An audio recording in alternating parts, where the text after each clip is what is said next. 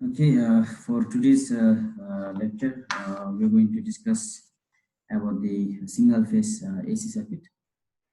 Now, before we really move into the AC signal, it is important for us to understand the sinusoidal waveform. Now, sinusoid is a signal that is the form of the sine or the cosine function.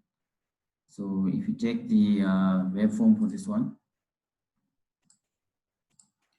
we have this kind of waveform. Now this is purely for the sinusoidal waveform. Now if we write the expression for this waveform, we'll have like this: the voltage with respect to time t, or the voltage in the time function, is given by Vm sine omega t. Now what is mean by this Vm here? This is the amplitude of the sinusoid. And then we have omega here. This is the angular frequency. The unit given is in radian per second. And then we have t here, or that omega t, that combined omega t is known as the argument of the sinusoid. Now while drawing the waveform, we can either draw it in the radian form or in the time form, like in the second form here. So from 0 to 2 pi is called one complete cycle, and from 0 to pi is the half cycle. And similarly, here we have 0 to t is one complete cycle, and we also call it as a one time period. And then in AC signal, we have came across the frequency. So to calculate the frequency, it should be from 0 to t, which means we are taking one time period or one complete cycle. Okay, first the figure A, this one is the function of omega t, and then the second figure is the function with respect to time t. So both the figure are same, but the only thing is we are writing the function with respect to omega t and with respect to time t. So sinusoid signal waveform repeats every after t second. Thus we can write omega t is equal to 2 pi, and then if we make subject t as a subject, one time period is equal to 2 pi by omega. So t is called the time period. And the fact that v of t repeats itself every t second is shown by replacing t by t plus t. Now this is the periodic function, the expression for the periodic function. Here we are writing v of t plus t. We are replacing v of t, small letter t, in place of small letter t, we are replacing it with by t plus capital letter T. And then in all t, all small letter t, we are replacing it with small letter t plus capital letter T here. So we have this kind of the expression here. And after that, we are replacing the value of that capital letter T, which is given by 2 pi by omega here.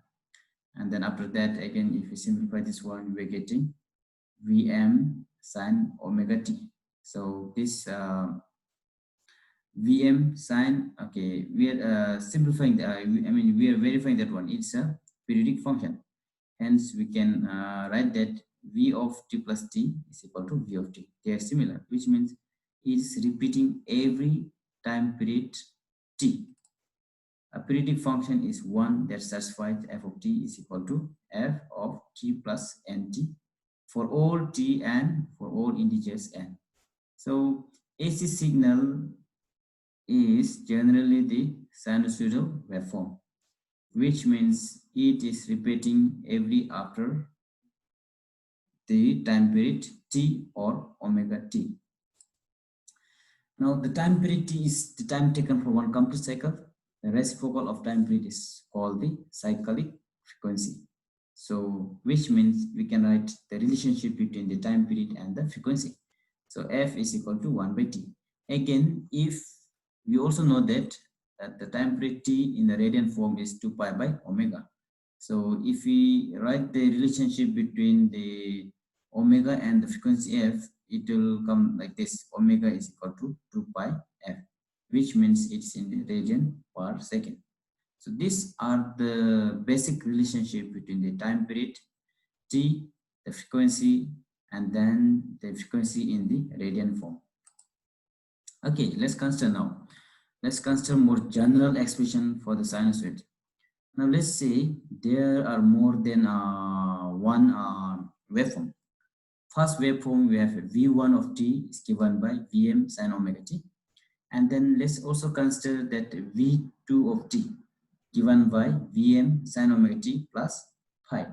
Now this phi is called the phase shift or the phase difference between v1 and v2.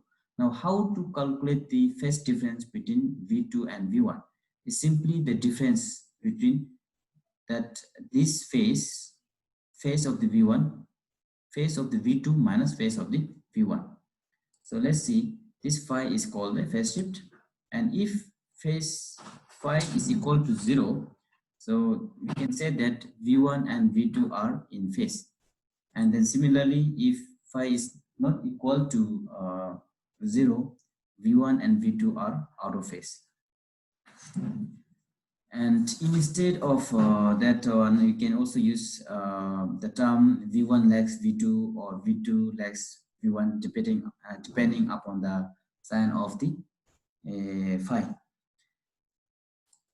So now in order to calculate the phase difference between the two or more given waveform, we can use this trigonometric formula to compare the waveform. Okay, let's do a small exercise. Find the amplitude, phase, period, and frequency of the sinusoid. V of t equal to 12 cos 50t plus 10 degree. Now here we are asked to find the amplitude, the phase, period, and then the frequency of this given function. Now looking at this given function, we can say that amplitude of this given function is 12, right?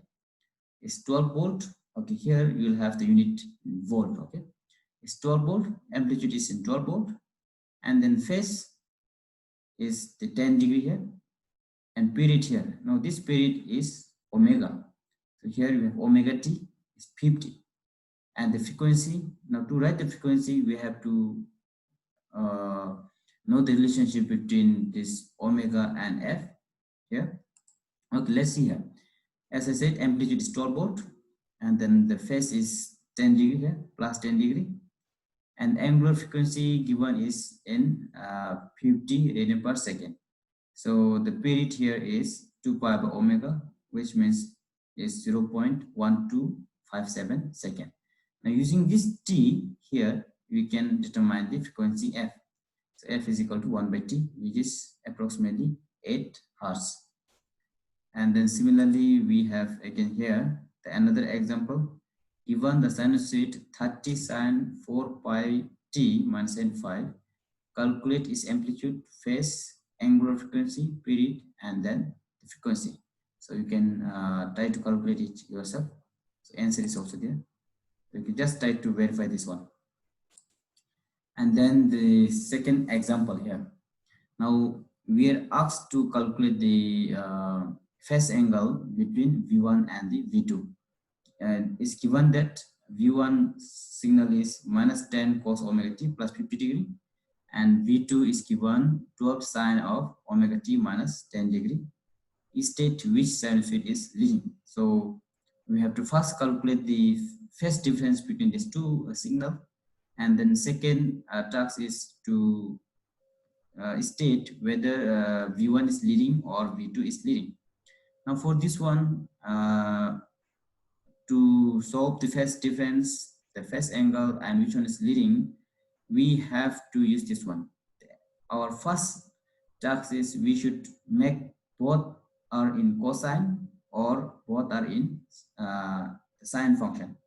Expression should be in the same form. See, just now it is in different form. Here is minus 10 of cos, whereas in this we have sine. So we have to either change this one to cos or cos to this one using the trigonometric formula. And then second is our amplitude should be of the same sign. So the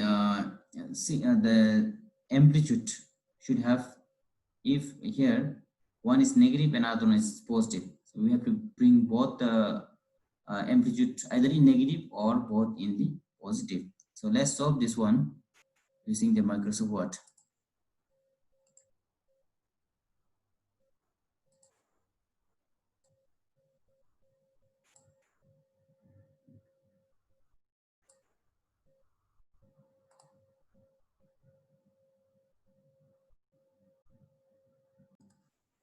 Okay, now here is the question. Calculate the phase angle between V1 and V2. State which sinusoid is leading. Now here V1 is given minus 10 of cos omega t plus 50 degree, and then V2 is given 12 sine of omega t minus 10 degree. Now there are many approaches to calculate or to bring these two expressions in the same form, and then to make the amplitude in the same sign. Now, first approach that I'm going to use is I'm going to convert this negative 10 of cos omega t plus 50 to this one, 12 sine of omega t minus 10 degree form, which means here, if you compare this one with this trigonometric formula here, is same as here I have minus of cos omega t. Here in the cos omega t, I'm considering this one, this omega t plus 50 degree as cos omega t. And then here I have negative. So negative is also there, which means to convert this one, I can equate this negative of cos omega t with sine omega t minus 90 degree. Here, I'm converting this one,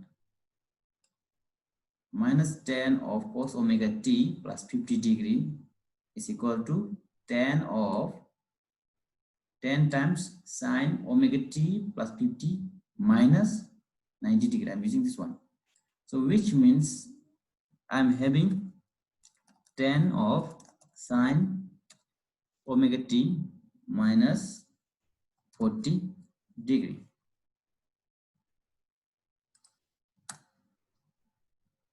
Now this is our V1 of t.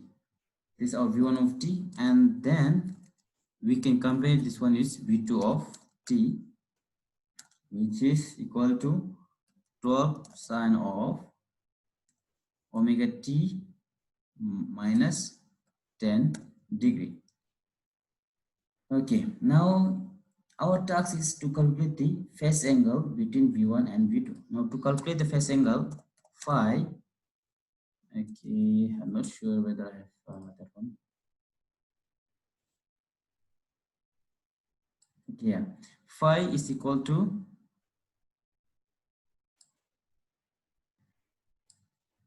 phi 2 minus, we have phi 1. So to calculate the phase difference, okay, let's write, okay, here, to calculate the phase difference, which means our phi is equal to minus 10 minus of minus 40, minus of minus 40, which will be equal to 30 degree. So this is the phase difference between the two waveforms. Here we have phi 1 is equal to minus 10. Now phi 2 is equal to minus 10, and then phi 1 is equal to minus 40. If you do the summation, then we are getting 30 degree. Now this is the phase difference between the two waveform, and then our second task is we have to state which sinusoid is leading. So for that one, we have to check our phi 1 is how much. Okay, let's write this one. Okay, phi 1 is equal to minus 40, and then your phi 2 is equal to minus 10.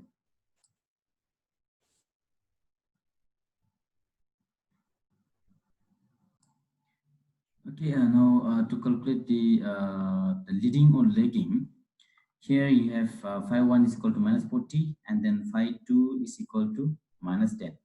And then when you subtract phi 2 minus phi 1, phi 2 minus phi 1, we got it as a plus 30, which means the same as we have subtracted the phase shift of V2 minus phase shift of V1. So if it's positive, then we can take it as a leading. V2 is leading V1. Or in other words, we can also do like this. We can also do like this. Okay.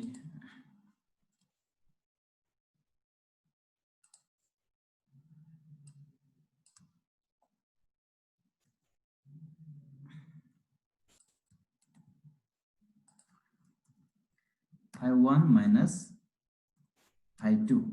Now during this time, we are subtracting V1 minus V2. Let's see the result. Is minus, okay, 40 minus of minus 10, which means is plus 10. So we have negative 30 degree as a phase shift, which means our V1 is lagging V2 by 30 degree. Or we can also say that V2 is leading V1 by 30 degree, or V1 is lagging V2 by 30 degree. So this is how we should calculate the phase shift. Or you can also calculate using the different trigonometric ratios. You can refer this PPT here, and then there is also some methods how to plot the phase difference or the phase shift for that for the given two or more waveform. So okay, again you have another example. You can try to solve it yourself, and then in our next class we'll study the conversion from sinusoid to phasor transformations. Okay, that's it about today's video.